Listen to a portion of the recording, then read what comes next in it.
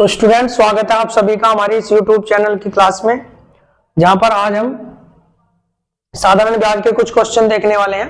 ठीक है, थोड़ा सा इसका बेसिक समझेंगे एक दो क्वेश्चन से, फिर थोड़े अच्छे क्वेश्चन भी यहाँ पे देखेंगे और हमें देखना है कि किस तरह से अप्रोच करें।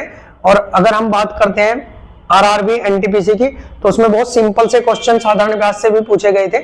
ठीक है, फिर उसी चीज को देखते हुए ये क्वेश्चन करेंगे और इसके बाद भी कुछ अच्छे क्वेश्चन हम यहाँ पे करने वाले हैं। ठीक है, तो चलिए देखते हैं कि क्वेश्चन को अप्रोच कैसे करना है, किस तरीके से फटाफट क्वेश्चन का आंसर हमें देना है। ठीक है, जैसे मैंने शॉर्ट में क्वेश्चन लिखा हुआ है कि कोई राशि, प्रिंसिपल का मतलब होता है धन जो उधार दिया जाता है, यानी प्रिंसिपल 8000 है, टाइम 2 साल है और दर उसकी 8% है, तो साधारण ब्याज बताना है। क्वेश्चन की लैंग्वेज आपको कैसे मिलेगी कि 2000 रुपए की राशि 2 साल के लिए साधारण ब्याज की दर से 8% से उधार दी गई, तो 2 साल बाद मिलने वाला साधारण ब्याज क्या होगा। तो मैंने आपको इसको चक्रवृद्धि ब्याज के समय बताया भी था कि हमें पता है कि हर साल 8% ही ब्याज मिलने वाला है, तो पहले साल 8% मिलेगा, दूसरे साल 8%, क्योंकि 2 साल की बात हो रही है ना, तो टोटल कितना परसेंट ब्याज मिलेगा, 16%। यानी मुझे क्या करना था, केवल इसका 16% निकालना था। तो यह डायरेक्ट आपको करना है 8 दूनी 16 है ना, 16%, तो 16% इसका निकाल दो भाई। 16% जब निकाल लोगे तो इस तरीके से निकालना पड़ेगा, 2 0 से 2 0, 16 अट्ठे कितने होते हैं, 128। ठीक है, तो 1280 इसका क्या आ जाएगा आंसर, क्योंकि 0 साथ में है। इस तरीके से क्वेश्चन को करना है। अब डायरेक्ट इस क्वेश्चन को देखते हैं, तो कभी भी दर पूरी दी होगी तो इस तरीके से, अगर ये 3 साल के लिए होता है तो 8 या 24 हो जाता है, 4 साल के लिए होता है तो 8 चौक 32 हो जाता है, यहाँ दर कुछ और भी हो सकती थी। ठीक है, अब जैसे इसको देखते हैं, 12,000 रुपए की राशि है, 2.5 साल के लिए उधार दी जाती है।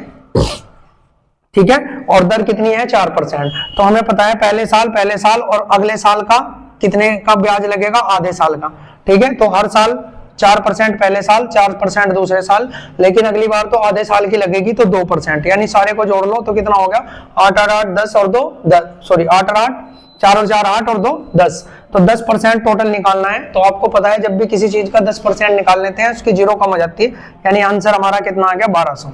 ठीक है, अगर अमाउंट पूछता है तो इसको इसमें जोड़ के बता देंगे, उसमें कोई ज्यादा बड़ी बात नहीं है भाई। ठीक है, तीसरा क्वेश्चन अगर मैं देखता हूं, ये मैंने इसलिए इस तरह से लिखे थे ताकि आपको कॉन्सेप्ट समझाना है, मेन बात तो ये है ना। तो प्रिंसिपल यानी 15,000 रुपए की राशि 2 साल के लिए उधार दी जाती है, पहले साल, और दर उसने क्या दी, पहले साल कितनी दी, 3%, और दूसरे साल कितनी दी है, 7%। तो हम क्या कर रहे थे, पहले साल देखो यहाँ 8 थे, अगले साल भी 8 थे, तो दोनों जोड़ के मैंने लिख दिया था 16।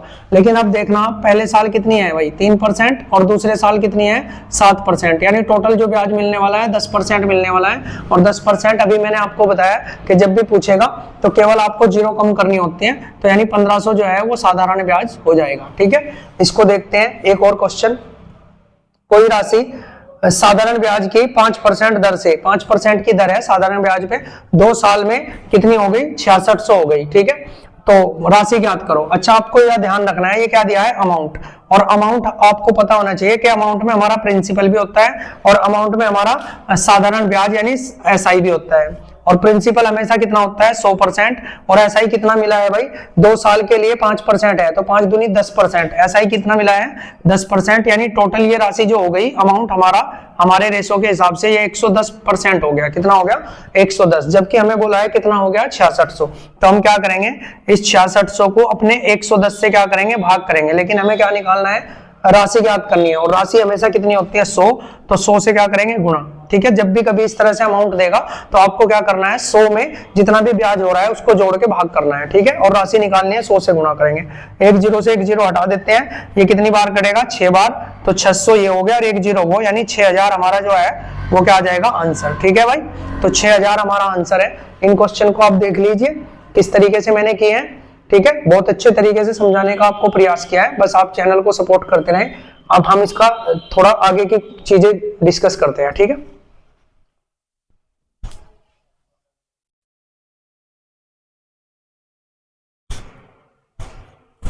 तो नेक्स्ट देखते हैं, यहाँ पे वह राशि ज्ञात करो जिस पर 3 साल में 12.5% साधारण ब्याज की दर से मिलने वाला एसआई यानी साधारण ब्याज मूलधन से कितना कम है, 4500 रुपए। बहुत बढ़िया क्वेश्चन है भाई।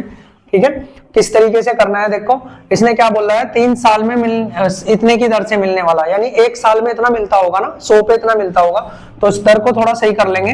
ठीक है, इसे क्या लिखते हैं हम, 1/8, ये तो सबको पता ही होगा, यानी 8 रुपए पे एक साल में 1 रुपया ब्याज मिलता है, 8 रुपए के ऊपर एक साल में 1 रुपया मिलता है, तो 3 साल में कितना मिलेगा, 3 रुपए ब्याज, और कितने में, 8 ही रुपए में, क्योंकि प्रिंसिपल तो 8 ही है ना। तो मूलधन से कितना कम है, 5 कम है। ठीक है, समझ आई ना भाई, मूलधन से कितना कम है, 5। क्वेश्चन में दिया हुआ है कितना कम है, 4500।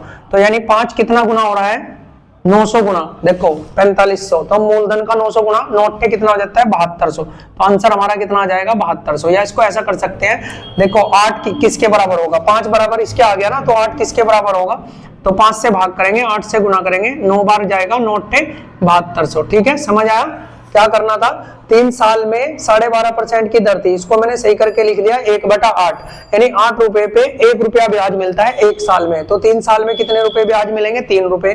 तो 8 रुपए पे अगर 3 साल में 3 रुपए ब्याज मिले तो वो मूलधन से कितने कम है, 5 कम है ना, और वहां कितना बोल रहा था, 4500 कम है, यानी वो हमारे से 900 गुना ज्यादा है। तो हमारा उसका प्रिंसिपल भी हमारे प्रिंसिपल से 900 गुना ज्यादा।